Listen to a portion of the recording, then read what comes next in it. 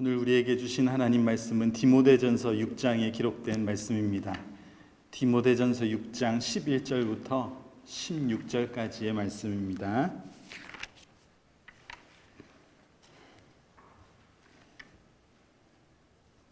(11절부터) (16절까지) 함께 천천히 같이 읽겠습니다.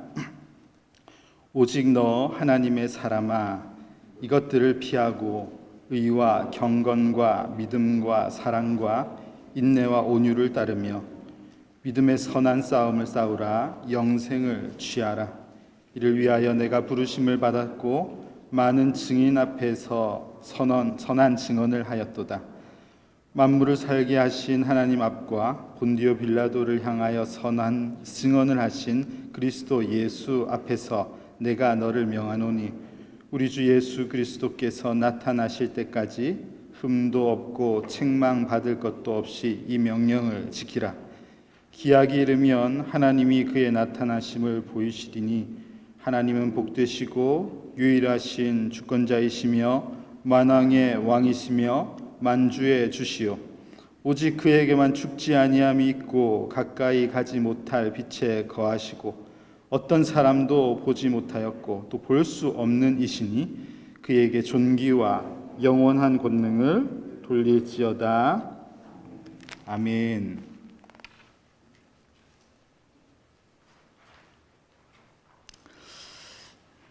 이전에 신학교를 다닐 때 하늘에 속한 사람이라는 책을 누군가가 추천해서 읽은 적이 있습니다. 중국 땅에 기독교는 이제는 없다. 중국에서 이제는 기독교는 사라졌다. 기독교는 박물관에서나 찾아볼 종교가 될 것이다.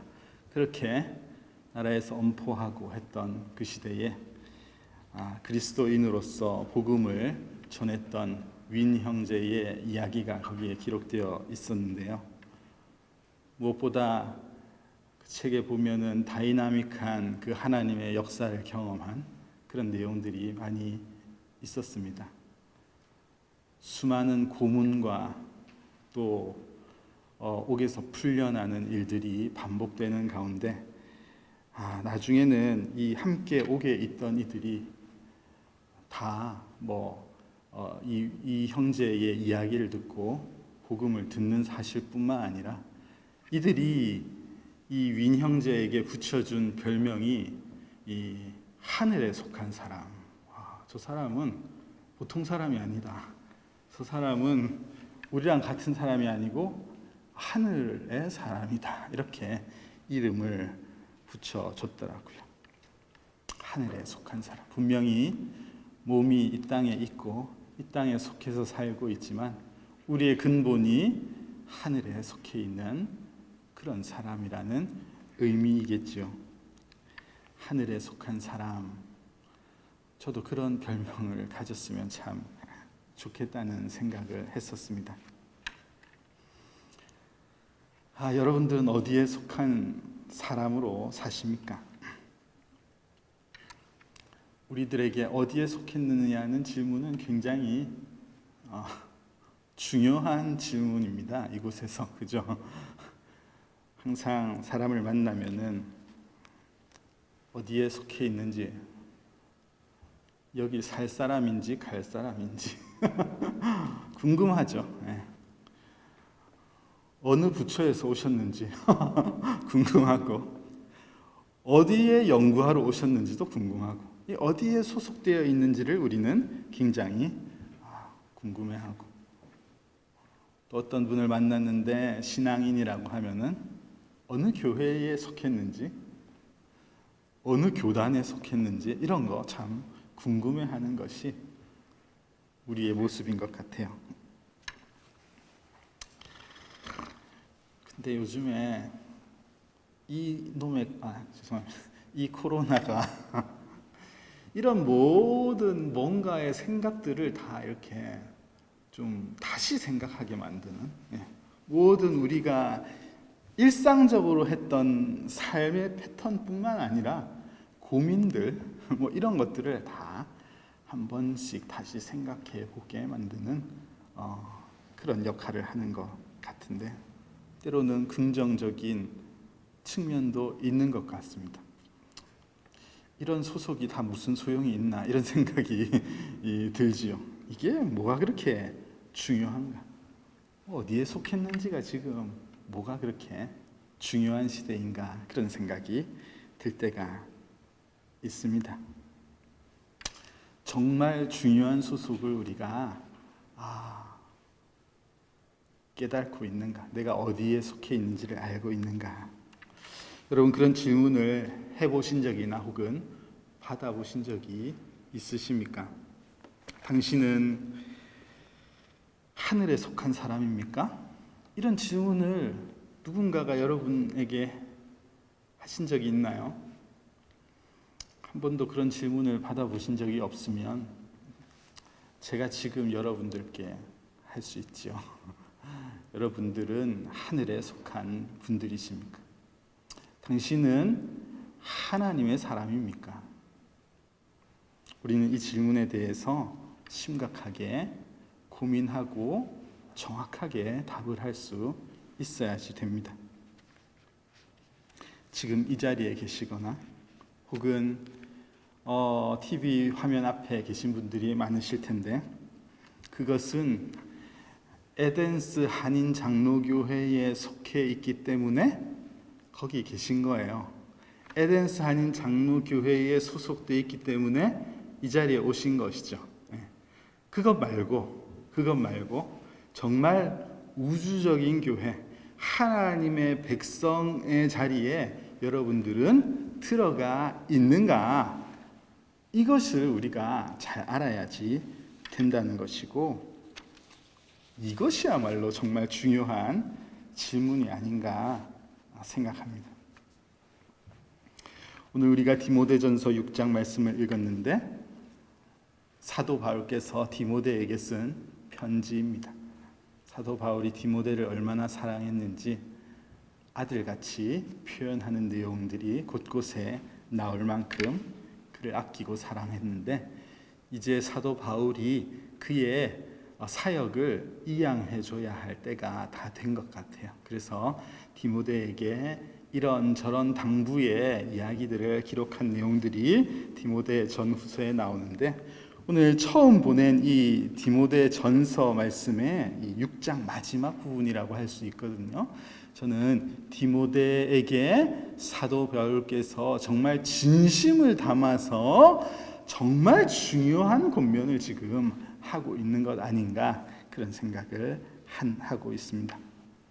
그 내용이 어떻게 시작하고 있냐 하면은, 오직 너 하나님의 사람아, 너 하나님의 사람아, 디모데를 그렇게 부르면서 이야기를 시작하고 있습니다.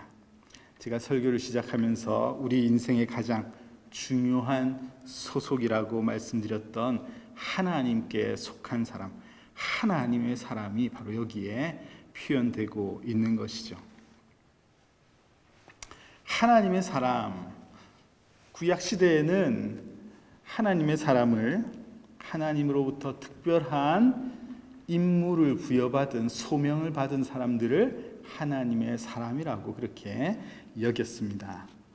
모세, 다윗, 쟁쟁한 인물들 뿐만 아니라 여러 수없이 많았던 그 선지자들, 그런 이들이 하나님의 사람들이었지요. 그런데 그런 분들을 하나님께서 하나님의 사람으로 세우신 이유는 앞으로 오실 메시아를 예언하거나 예표하거나 그 길을 열기 위해서 그들이 필요했기 때문에 하나님께서는 하나님의 사람으로 그들을 세우시고 일하셨습니다. 그런데 신약 시대에는 그런 이들을 이제 세우실 필요는 없으신 것이죠. 약속하신 메시아께서 이미 세상에 오셨기 때문에 그런 특별한 임무를 받은 사람이 필요한 시대가 아닙니다. 그래서 저는 이 시대에도 사도를 세우신다. 그래서 신사도 운동이라든지 이런 여러 가지 무브먼트가 있긴 한데 그런 의미는 참 중요하다 생각하면서도 우리가 정확하게 이해할 필요가 있지 않은가? 저는 그렇게 생각하고 있습니다. 어쨌든 신약 시대에는 이미 오신 예수님을 내면에 모시고 사는 모든 이들이 이제는 하나님의 사람들인 것입니다. 이미 예수님께서 오셨기 때문에 예수님을 모시고 예수님의 형상을 닮은 우리의 삶이 하나님의 사람의 삶이라는 것이죠. 그래서 특별한 누구를 임명하시거나 그렇게 하실 필요가 없는 것입니다. 베드로전서 2장 말씀을 보면 그래서 너희 모든 이들이 택하신 족속이고 왕 같은 제사장이고 거룩한 나라다. 하나님의 택하신 백성들이 다 하나님의 사람들이다. 그렇게 말씀하시고 있습니다.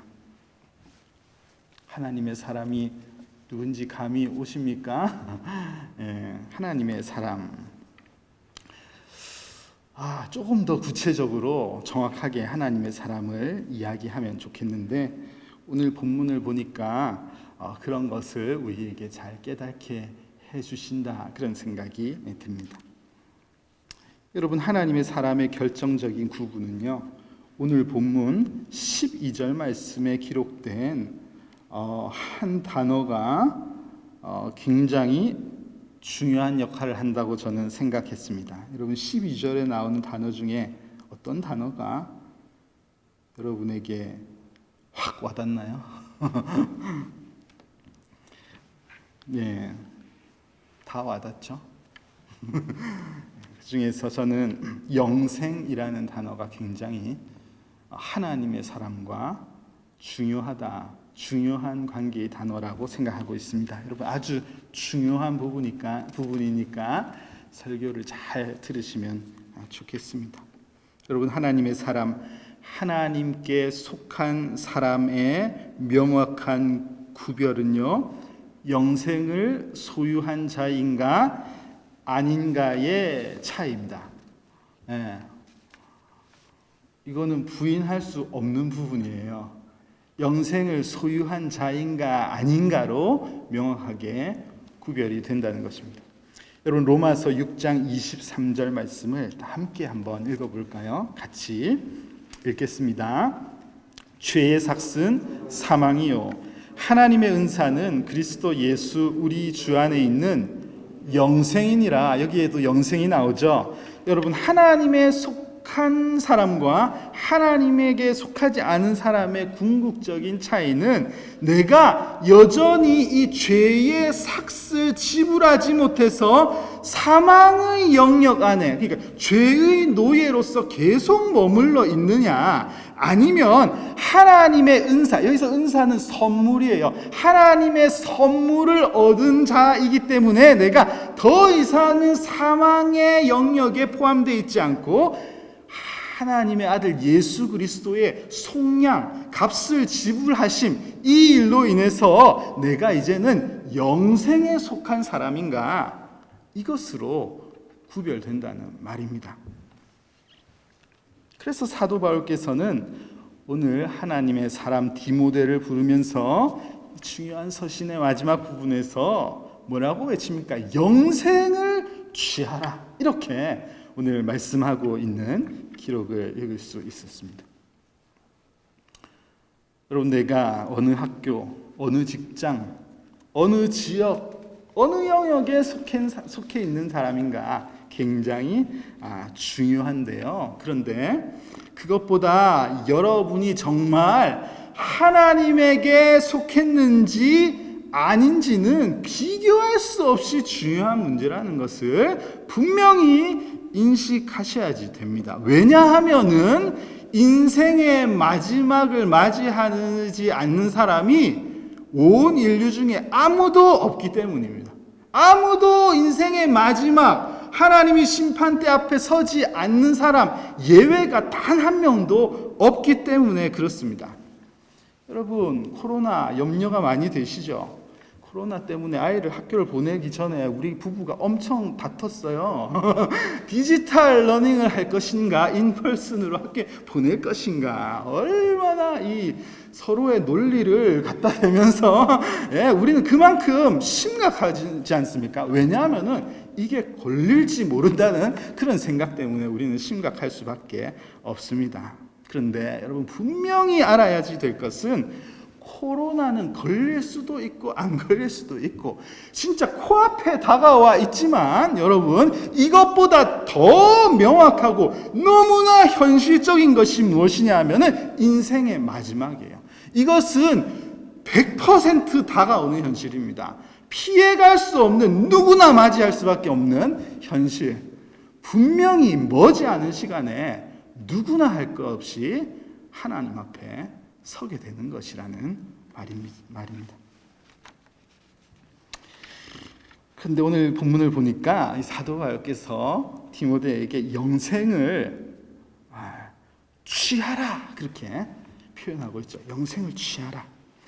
특히 12절 말씀을 보면요,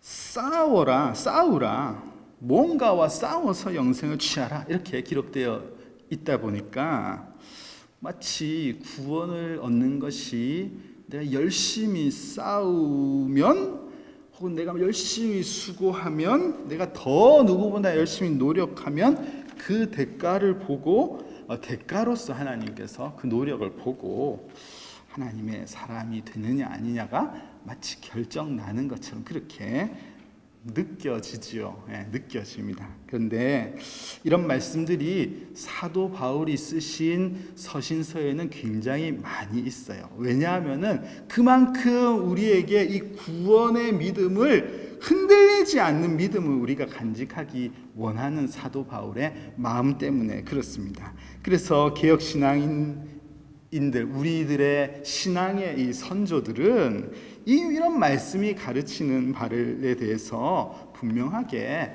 해석을 해 주셨습니다. 분명히 우리의 구원은 우리의 노력이나 우리의 땀을 통해서 얻을 수 있는 것이 아니다. 우리는 전적으로 부패해 있는 인간들이기 때문에 우리 스스로는 우리를 구원할 수 없다는 것을 명확히 하면서 오직 은혜, 오직 믿음, 우리의 신앙의 선조들은 그것을 가르쳐 주셨습니다.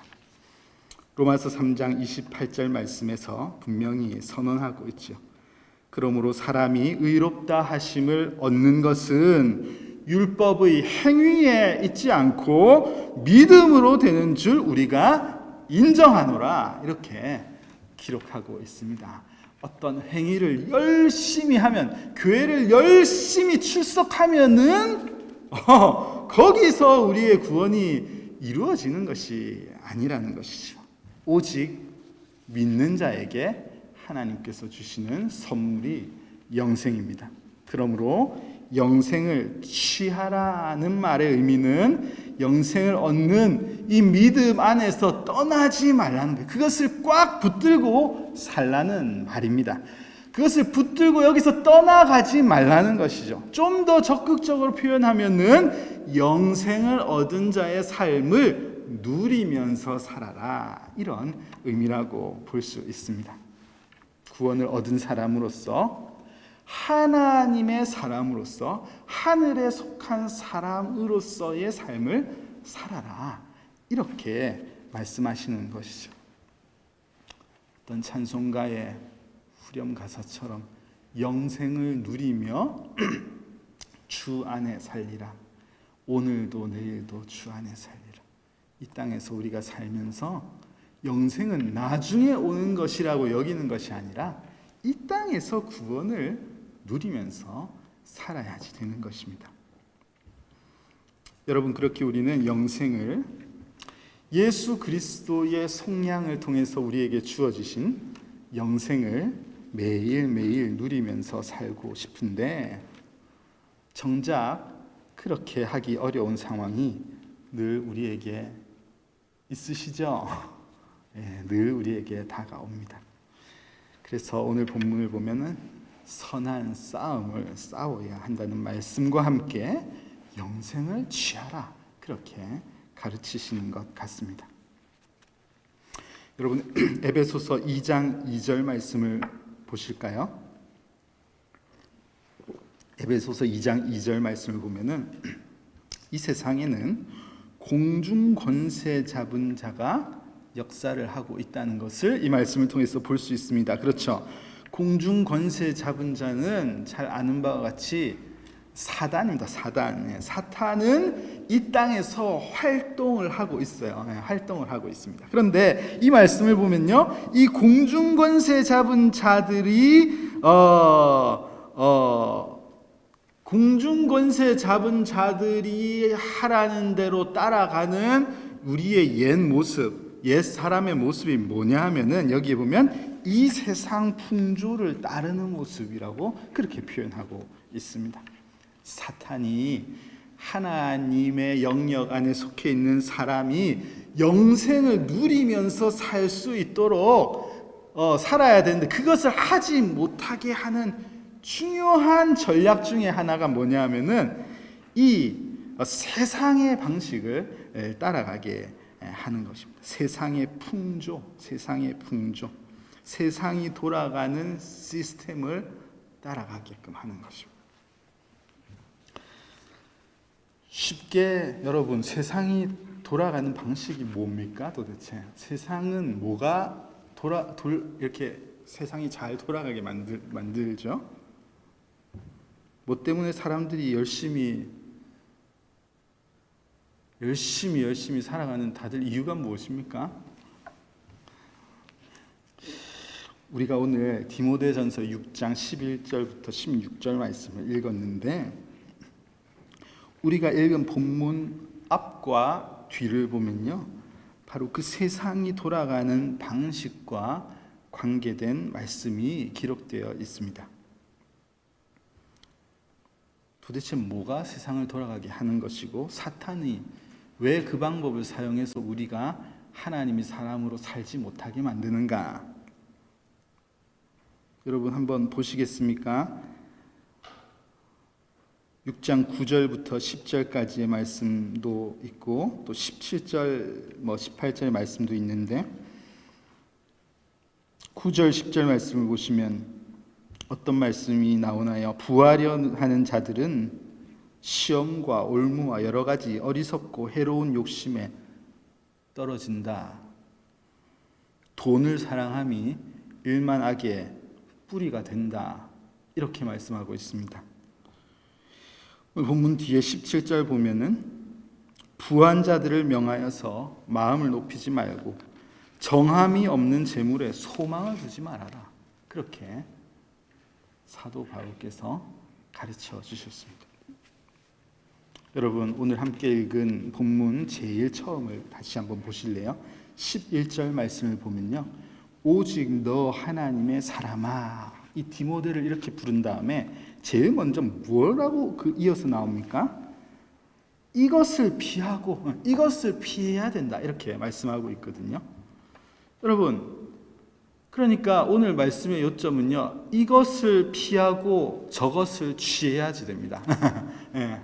무언가를 피하고 디모데에게 너 하나님의 사람이지 너 이것을 피하고 저것을 취해라, 이렇게 말씀하시는 거죠. 뭘 피해야지 무엇을 얻습니까? 무엇을 피하고 무엇을 얻으라고 말하는 거죠? 예. 돈을 사랑하는 마음, 세상이 돌아가는 방식, 물질을 사랑하는 마음, 그것을 가까이 하는 그 마음을 피하고, 그것을 피하고 하나님을 가까이 하는 영생을 누리는 삶을 취해라, 그것 안에 머물러라, 이렇게 말씀하시는 내용이 기록된 것입니다. 여러분, 성경에는 돈을 사랑하지 말라는 말씀, 마지막 때가 되면은 돈을 사랑하는 이들의 모습이 더 많아진다는 말씀 여러 곳에 나오고 있습니다. 그리고 더 중요한 것은 우리가 마지막 때를 살면서 그런 것을 다 보면서 살고 있죠. 돈이 우상이 되어 있습니다. 백성을 잘 다스리길 원하는 그 정치도 돈을 따라가는 것이 정치구나 하는 것을 보게 되고, 또 국민을 잘 돕는다는 그런 복지 이런 것들도 이런저런 사건을 보면은 다 돈을 따라가면서 저런 일들이 터지는구나, 이런 것을 너무 많이 볼 수 있지 않습니까? 그거는 그렇다 치고 참된 사랑과 선을 추구한다는 어떤 종교의 영역 역시 돈에서 자유롭지 못합니다. 특히나 교회는 어느 때부턴가 돈을 긁어 모으는 곳이다, 이런 이름이 따라다니고 있는 것 알고 계시죠? 게다가 교회를 대표하는 저 같은 목사는 돈에 환장한 사람이라고 낙인이 찍혀 있습니다. 하나님의 사람은 영생을 취하는 사람, 영생을 누리는 사람인데, 영생을 누리지 못하게 하는 사단의 좋은 전략이 이 돈이에요. 물질을 사랑하게 만드는 것, 그것을 쫓아가게 만드는 것. 아니라고 말씀하실 수 있나요? 다 그것입니다. 여러분, 예수님께서 누가복음 12장 말씀을 보면은 예수님께서 한 비유를 드시는 말씀이 있는데, 거기에 보면은 한 부자가 나오죠. 한 부자가 재산을 많이 모았어요. 많이 모아가지고 얼마나 많은지 이제 창고를 좀 더 증축시켜야지 되겠다. 이 어떻게 증축시키지? 이것을 고민하는 내용이 나옵니다. 그런데 하나님께서 그 부자에게, 야, 너 뭐 그런 고민하고 있니? 만약에 오늘 밤에 내가 네 영혼을 찾으면은 그 모든 것이 무엇이 되겠느냐? 누구의 것이 되겠느냐? 그렇게 질문을 하시는 그런 비유를 예수님께서 들려주셨습니다. 그리고 그 비유의 제일 마지막 절을 보시면요, 뭐라고 말씀하셨습니까? 예수님께서 결론적으로 이렇게 말씀하셨어요. 자기를 위하여 재물을 쌓아두고 하나님께 대하여 부요하지 못한 자가 이와 같으니라, 이렇게 말씀하고 있어요. 여러분, 이 부자 어떤 삶을 살았는지는 잘 나타나지 않지만 나쁜 사람 같지는 않습니다. 이 비유에 나오는 부자가 열심히 산 것 같아요. 열심히 살고 자신의 재물을 성실하게 잘 모아서, 그게 나쁜 건가요? 그죠? 성실하게 잘 모아서 재산을 더 쌓을 곳간이 없어서 더 축축을 시키고, 그렇게 성실하게 내 재산을 모으고 최선을 다해서 살아가는 그런 모습으로 보이고 있습니다. 그런데 문제는 이 사람이 하나님께 대하여는 전혀 부요한 마음이 없었다는 것이 여기에 문제점이에요. 열심히 인생을 살아오긴 했는데 정작 자신의 영혼에 관해서는 고민한 바가 없다는 말입니다. 이거에 대해서는 심각하게 생각한 적이 없어요. 이것을 예수님께서 이 말씀을 통해서 지적해 주시는 것입니다. 여러분, 에덴스 아닌 장로교회에 속하신 여러분, 우리 교회에 계신 분들은 이제 유지의 학교에 오셔서 연구하시는 분들도 많고, 또 연구가 끝나면 또 잡을 얻어서 가시기도 하시고, 또 여러 가지 좋은 본인의 일을 하시다가 잠시 연구년을 맞아서 오시기도 하시는데, 자기 일에 그렇게 열심이신 분들인 것으로 제가 알고 있습니다. 유종의 미를 잘 거두셨으면 좋겠습니다. 졸업을 이렇게 1년, 2년 앞두고 계신 분들 잘 되셔서 잘 좋은 결과를 얻으시면 좋겠고, 이곳에서 평생을 수십 년을 이민사회에서 사셨습니까?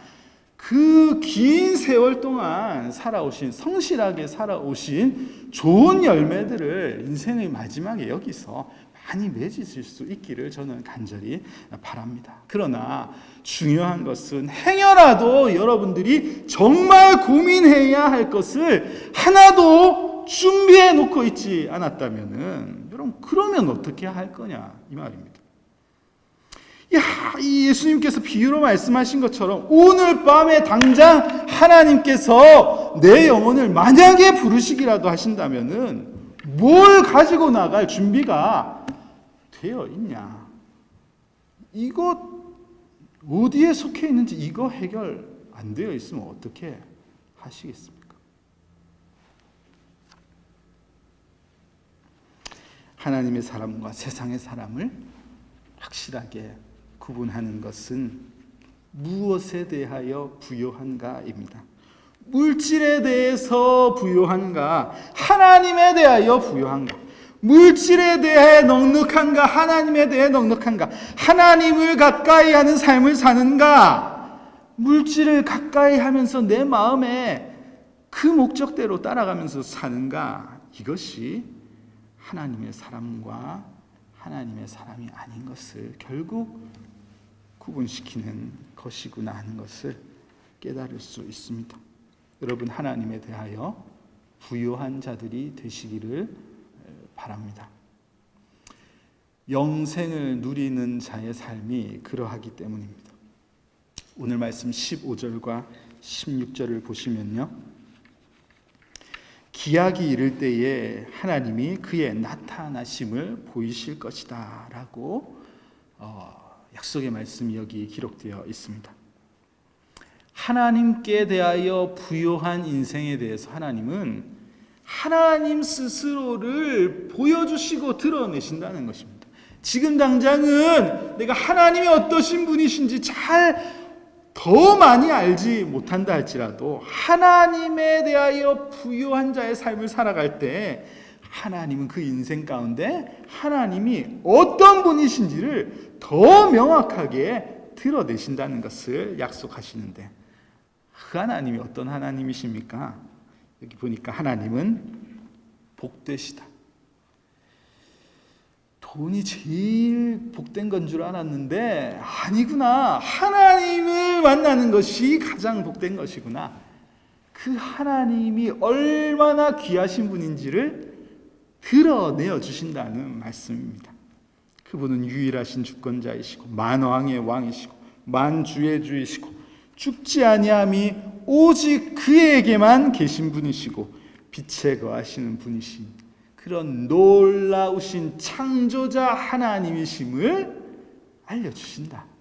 그거 정확하게 깨달으며 그 안에서 살아갈 수 있도록 하나님께서 도우신다고 말씀이 기록하고 있습니다. 여러분, 예수님께서 요한복음 17장 3절 말씀을 보면은 영생을 설명하신 부분이 있는데요, 같이 한번 읽어볼까요? 같이 읽겠습니다. 영생은 곧 유일하신 참 하나님과 그가 보내신 자 예수 그리스도를 아는 것이니이다. 이렇게 예수님께서 말씀하셨습니다. 여러분, 돈에 대하여 부여한 것이 세상의 풍조, 세상의 방식이에요. 하지만 여러분들은 하나님에 대하여 부여한 자가 되시기를 바랍니다. 예수 그리스도의 복음이 주시는 영생을 이 세상이 떠난 후에 그것을 누리는 것이 아니라 이 세상을 살아가면서 그 영생을 누리면서 가장 복된 인생을 살아가시는 여러분들이 되시라는 말입니다. 여러분, 그렇게 우리가 살아갈 때에 참 하나님이 누구신지, 그분이 정말 복되시며 그분이 진짜 복의 근원이 되심을 우리로 하여금 알게 하시고 그분을 영원토록 찬양하면서 살아갈 수 있도록 우리를 계속해서 인도하실 것입니다. 여러분, 죽음은 예외가 없습니다. 여러분, 죽음에 예외가 없습니다. 다 너무 아는 걸 왜 자꾸 저 사람 얘기하지 이렇게 생각하는지 모르겠는데, 여러분, 예외가 없는 걸 알면서도 우리는 그날이 올 거라고 생각하지 않고 사는 것 같아요. 예외가 없습니다. 너무 현실적인 것이 죽음이죠. 100% 이루어질 것이니까 분명히 우리 모두 피해갈 수 없는 것입니다. 그래서 저는 여러분의 담임 목사로서 여러분들이 하나님의 사람으로 살아갈 수 있도록 늘 기도할 것입니다. 여러분들이 영생을 누리며 살 수 있도록 계속해서 기도할 것입니다. 여러분들이 하늘의 사람으로서 하나님 나라의 백성으로서 이 땅을 살다가 완성된 하나님의 나라에 이르도록 저는 그렇게 중보하면서 늘 기도할 것입니다. 여러분, 그 기도를 위해서 또 한 가지 제가 여러분들을 위해서 기도할 것이 있다면 여러분들의 일용할 양식을 위해서 기도할 것입니다. 일용할 양식. 가난하지 않아야 되지만 결코 부하지 않도록 기도할 것입니다. 잠언 30장에 기록된 말씀처럼 가진 게 많아서 배가 불러서 하나님을 모르겠다. 하나님이 누구냐? 이런 쓸데없는 소리 하지 않도록 기도할 것입니다. 그러나 혹시라도 너무 가난해서 남의 것을 탐내는 그런 죄를 범하지 않도록 동시에 기도할 것입니다. 여러분, 하나님의 사람이 되십시오. 돈이 더 가치 있는 것이고 이곳에서 이 땅에서 더 잘 사는 것이 더 가치 있는 것이라면 저는 당연히 여러분들이 그렇게 되도록 기도하겠죠. 그러나 그것보다 더 중요한 것은 하나님 나라에 속하느냐 아니냐입니다. 이건 너무나 정확한 것이고 중간이 없습니다. 그렇기 때문에 하나님의 사람이 될 수 있도록 기도할 것이고 하나님의 사람이 되는 일을 방해하는 그 세상의 물질들이 여러분들을 유혹해서 여러분들을 흔들지 않도록 저는 계속해서 기도할 것이고 여러분들도 그렇게 기도하시기를 바랍니다. 하나님의 사람이 되십시오. 그러기 위해서 피할 것은 피하고 취할 것을 취하는 그런 지혜로운 성도들이 되시기를 바랍니다. 여러분, 우리가 지금 머물고 살아가는, 우리가 소속해서 살아가는 이 조지아, 에덴스 이 땅은 지금 많이 염려되시는 것처럼 이 가을에 급격히 코로나가 확산될 가능성이 있다고 하는 그런 염려가 되는 땅에 우리가 속해서 살고 있는데요. 여러분, 우리의 몸이 여기에 속해 있지만 우리의 근본이 하늘에 속한 사람이 되어서 이곳에 살지만 전혀 불안함 없이 오히려 안전함을 누리며 오늘 주님께서 나를 부르신다 하여도 내가 기쁨으로 하나님께 나아갈 준비가 되어 있습니다. 그렇게 고백하며 편안한 마음으로 이 땅을 살아가는 우리 에덴스 한인장로교회 모든 성도님들이 다 되시기를 간절히 소망합니다.